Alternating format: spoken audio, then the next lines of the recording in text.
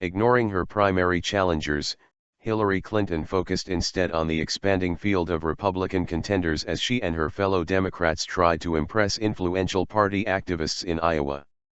The fundraising face-off for the benefit of the state party came Friday night as the Democratic primary fight, long assumed to be just short of a coronation for Clinton, appeared to be heating up into a slightly more serious contest. In recent weeks, Vermont Senator Bernie Sanders has risen in the polls and packed arenas with voters eager to hear the message of the self-described socialist who's become Clinton's chief rival. Takes aim at Republicans. But rather than confront her most immediate political obstacle in a crucial primary state, Clinton took aim at the other party, vowing to never let Republicans rip away the progress made during the Obama administration.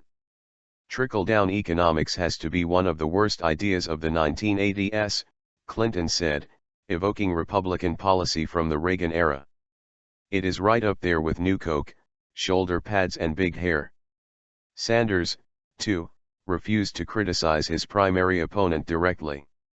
Earlier in the day he edged closer to an attack when he questioned whether Clinton would back the kinds of tough regulations for Wall Street that's become a rallying call for liberal Democrats. "You'll have to ask Hillary Clinton her views on whether we should break up these large financial institutions," he said during an afternoon appearance in Cedar Rapids. At the evening forum, Sanders called for a political revolution fueled by a mass movement from coast to coast that would end the influx of money into politics and take the country off the path to oligarchy.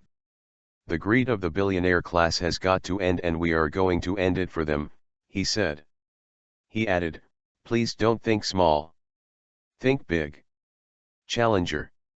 The Clinton campaign has signaled that it considers Sanders to be a legitimate challenger who will be running for the long haul, noting the $15.2 million he's raised largely from small donors in the first 3 months of the race.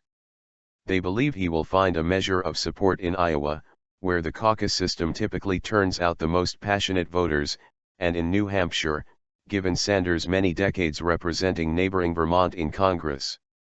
On Friday, Clinton's campaign said it bought $7.7 million worth of television advertising time in early voting states, its first ad buy for the 2016 contest. In Iowa, the campaign paid $3.6 million for time in all 8 media markets that serve the state. An additional $4.1 million of airtime was purchased in New Hampshire, which holds the nation's first primary. Unlike her rivals, Clinton has already built a vast campaign infrastructure, run from a multi-story headquarters in New York City, with hundreds of staffers across the country. But so far the Clinton team has resisted any direct engagement with Sanders, fearing such an exchange might alienate the activists and small-dollar donors who will form the base of support in the general election if Clinton should win the nomination. "You can see that Democrats are united, we are energized, and we are ready to win this election," Clinton said Friday night. Criticizes economic policy.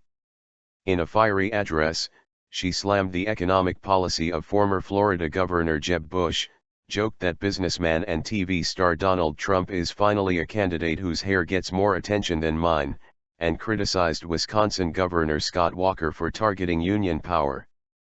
Besides Sanders and Clinton, the forum featured former Maryland Governor Martin O'Malley, former Virginia Senator Jim Webb and former Rhode Island Governor Lincoln Chafee. O'Malley introduced himself as a can-do former chief executive who tackled a series of problems in Maryland by promoting public education, freezing college tuition, passing a DREAM Act for young immigrants and expanding family leave policies.